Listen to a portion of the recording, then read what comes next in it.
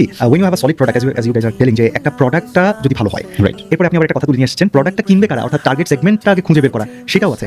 এখন প্রোডাক্ট ভালো target segment খুঁজে পেয়েছি এবার সেই অনুযায়ী একটা স্টোরি তো লাগবে। রাইট। সো এই স্টোরি টেলিংটা এমন একটা জিনিস যেটাই মানে ফাইনালি আসলে প্রোডাক্টটা কিনতে হেল্প করে। And how do you see that storytelling? This is very good because আমরা যারা বিক্রিতে জড়িত বিশেষ করে সেলসের মানুষ, হ্যাঁ, স্টোরি খুব বেশি দরকার। একবার আমি কলকাতাতে একটা ট্রেনিং অ্যাটেন্ড করেছিলাম স্টোরি টেলিং।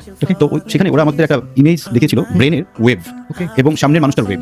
লাইক যখন আমি গল্প বলি তখন আমার ওয়েভ এবং সামনের যে মানুষটা তার ওয়েভ অলমোস্ট সমান। ইসিতে যেমন ওয়েভ থাকে না, এরকম ব্রেনের ওয়েভটা দুটোর সঙ্গে কানেক্টেড থাকে, ইকুয়াল হয়ে যায়। রাইট। সো ওই টাইমটাতে যখন মানুষ স্টোরি টেলিং এর মাধ্যমে কোনো প্রোডাক্ট সামনে মানুষটাকে বলতে পারে তখন কিন্তু সে এটাকে খুব বেশি কানেক্ট করে এবং সে ডিসিশন খুব দ্রুত। একটা এটা সপক্ষে একটা স্টাইল বলি, জেফ ব্লুমফিল্ড নামক এক ভদ্রলোক, উনি brain101.com এর সিইও।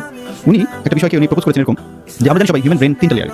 প্রথমটা নিউকর্টেক্স। সো নিউকর্টেক্সকে বলা হয় আসলে থিঙ্কিং ব্রেন। সো থিঙ্কিং ব্রেনটা আপনি অ্যাজ এ সেলস পারসন যখন কোনো একটা পণ্য কার সামনে তুলে ধরেন বিভিন্ন রেফারেন্স, ডেটা, ফিগার, গ্রাফ এগুলো সবই থিঙ্কিং ব্রেনকে কানেক্ট করে। তার মানে ব্রেনের ফার্স্ট লেয়ারকে কানেক্ট করছে। সেকেন্ড লেয়ার ব্রেনটাকে বলা হয় emotional brain. Emotional brain connect করে আপনার senses, story, memories.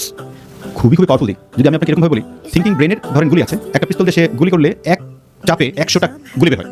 On the other hand emotional ব্রেনের কাছে পিস্তল ও একটা চাপ দিলে 6 বিলিয়ন বের হয়। How powerful!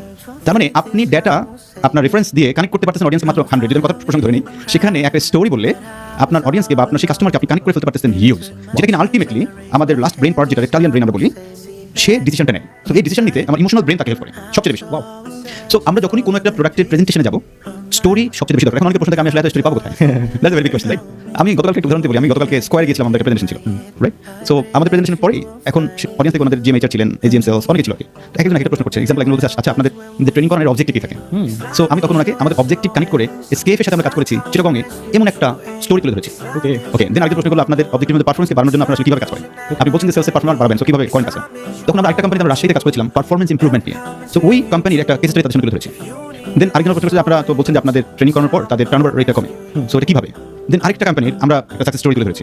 আরেকজন প্রশ্ন করলেন যে আপনাদের ট্রেনিং থেকে মানুষের বিহেভিয়ার চেঞ্জ হয়। That's a very good question. So আমরা তখন আরেকটা কোম্পানির বিহেভিয়ার চেঞ্জ হয়েছে, আগে কেমন ছিল, ট্রেনিং কি করেছে, ট্রেনিং পরবর্তী কি হয়েছে, ফুল স্টোরি তাদেরকে শেয়ার করেছি।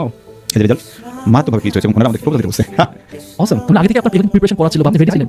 বেসিক্যালি আমরা যখন কথা হচ্ছে বলি আমাদের মূল ফোকাস থাকে তাদেরকে কোনো একটা স্টোরি কানেক্ট করানো। যেটা আমি নিজে সেলসের মানুষ, আমাদের একটা বড় পার্ট অলওয়েজ বিকজ আপনি যখনই এই ধরনের স্টোরি কানেক্ট করতে পারবেন, মানে যে কোনো মানুষ আপনার পণ্য কিনতে বাধ্য হয়।